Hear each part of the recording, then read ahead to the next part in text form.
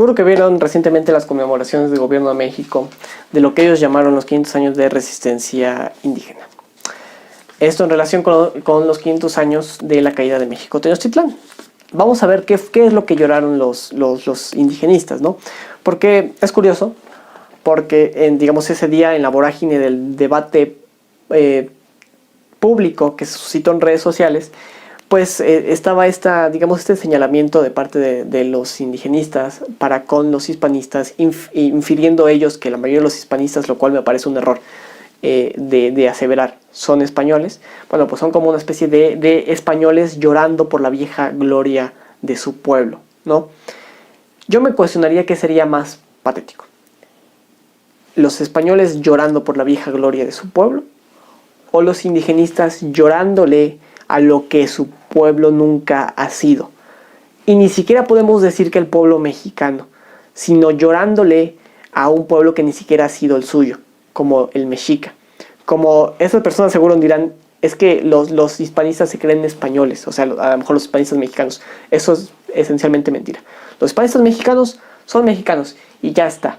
Se comparte digamos, una presencia cultural común con España, por supuesto que sí. Obviamente tenemos más en común con España que lo tendríamos, no sé, con Polonia.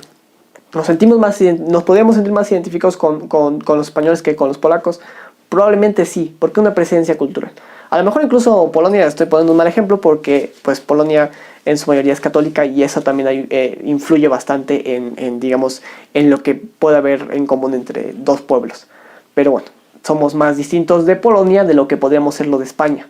Pero no somos España, como tampoco somos los mexicas, ¿no? Y mucho menos si la Triple Alianza abarcó lo que ni siquiera es un tercio de lo que actualmente es México.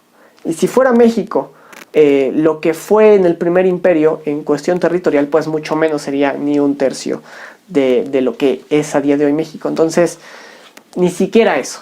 Entonces, ¿qué sería más patético? ¿Los españoles llorando la vieja gloria de su pueblo o los indigenistas llorando la derrota? Llorando la derrota de lo que ni siquiera fue su pueblo per se, ¿no? Pero bueno, vamos a recopilar un poquito los datos, ¿no? ¿Qué es lo que estamos llorando? Cada año entre 20.000 y 30.000 personas capturadas entre las tribus dominadas por parte de los mexicas eran inmoladas en ceremonias religiosas y de coacción. Andrés Tapia, acompañante de Cortés, ya hablaba entonces en sus crónicas respecto de una torre de cráneos en Tenochtitlán. Por mucho tiempo se creyó que, bueno, a lo mejor estaba una posible exageración, pero recientemente se han descubierto. Y también está el dato de que había hasta 100.000 sacrificios en todo el Anáhuac. Es decir, de manera concreta, 20.000 y 30.000 personas, particularmente en México Tenochtitlán, y hasta 100.000 en todo el Anáhuac, que era, bueno, todo el territorio que avasallaba la Triple Alianza. Y bueno, ¿cuáles fueron las prácticas? Contrariamente, las malas prácticas atroces que trajeron los españoles. A ver, vamos a recopilarlas. En 1512, ante las primeras noticias de maltrato a indios, el rey Fernando II firmó las leyes de Burgos, que consideraban hombres libres a los indios y la obligación de pagarles un salario por su trabajo. En 1542, el emperador Carlos V dictó las leyes nuevas que prohibían expresamente el sometimiento de indios para esclavitud y trabajos forzosos. Entre los indios y los españoles, incluso entre los nobles de estos últimos, hubo un gran mestizaje, distando de la América británica, donde a los indios, si bien les iba, se les confinaba en reservas. España fundó fundó 23 universidades abiertas a los indígenas, teniendo ya la primera en 1533, el Colegio de Santa Cruz en Tlatelolco, considerando que hubo países europeos que tardaron más en tener universidades. En 1580, Felipe II ordenó la creación de cátedras para lenguas indígenas en las universidades de Lima y México y en las ciudades con real audiencia. El náhuatl y el quechua, este último idioma del Imperio Inca, alcanzaron su apogeo en el Imperio Hispánico.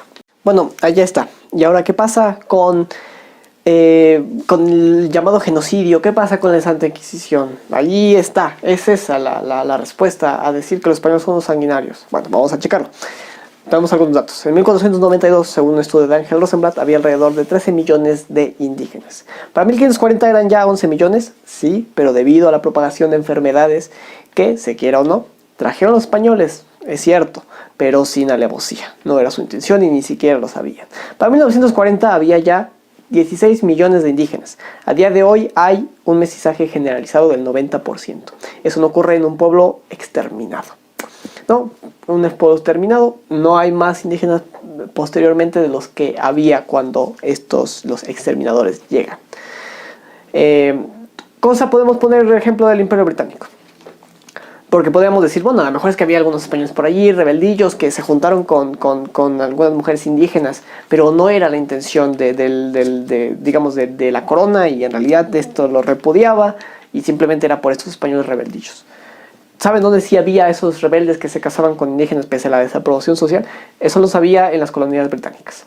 Y pese a ello, pues podemos ver allí claramente la herencia marcada de esa división. Tenemos gente que se dice blanca, gente que se dice negra, gente que se dice indígena, y los mestizos, si bien son más que los indígenas, y eso porque a los indígenas los trataron como, digamos, por eso decíamos, si bien les iba, los confinaron en reservas, y es cierto, hay más mestizos ya de lo que indígenas hay, pero menos de lo que negros o blancos también.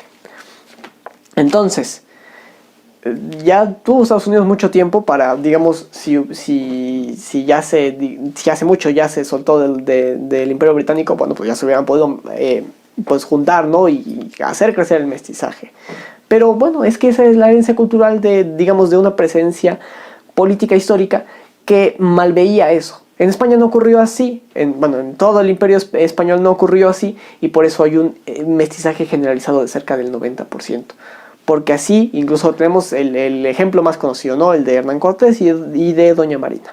La Inquisición, otra de las grandes argumentaciones, ¿no? Vamos a verlo. Durante la Inquisición se ejecutó solo a 300 personas en todo el territorio. Por ejemplo, el Archivo General de la Nación tiene registro en México de 56 ejecuciones en cerca de 500 años. Yo me pregunto, ¿dónde están las grandes cifras de una Inquisición esencialmente sanguinaria? Es curioso, ¿no? Porque mientras excusarían los indigenistas a los mexicas de sus entre 20,000 y 30,000 ejecuciones al año, por motivos culturales y religiosos, pues bueno, no se cansan de tratar de señalar a la Iglesia Católica de aquella época por las cerca de 300 personas ejecutadas en 500 años, ya ni siquiera al año. Que al año la fallida república actual se lleva más, ¿no? Entonces, Jorge, debemos olvidarnos de los mexicas, ellos simplemente fueron unos malos, debemos olvidarnos de su cultura y demás. Échenlo por allá. No, porque si ni siquiera fueron las intenciones de los españoles de la época, y si no, pues tenemos que tratar de la corona, de rescatar la lengua, de incluirse en la sociedad y demás, porque eso también es cierto. Ese 90% de mestizaje también habla de una intentona de incluirlos, que no fueran, aquí unos y aquí a otros, a pesar de que había un sistema de castas, sí, eso es un tema un tanto más complejo, habría que comentarlo un poco más a profundidad, pero lo cierto era que los indígenas se unían, estaban integrándose, estaban aculturándose en la generalidad. No eran unos y otros, sino que se pretendía que fueran uno solo. Entonces hay que olvidarnos de los mexicas, ¿no? Por supuesto que no forman parte de nuestra herencia cultural, pero tampoco somos ellos. Como tampoco podemos decir que somos españoles, pero forman parte también de nuestra herencia cultural. Y tratar de estigmatizar lo que hizo posible ese mestizaje que dio lugar a lo que es México, también es un absurdo. Pero a veces nos gana más el querer llorarle a un pueblo que ni siquiera podemos decir que fue per se nuestro pueblo, porque si los indígenas ni siquiera son, de sangre los mismos mexicas de aquella época, pues mucho menos el grueso del 90% de la población mexicana que es mestiza, ¿no? Pero a veces nos va la boca en melancolizar un periodo de incivilidad política. Pero bueno.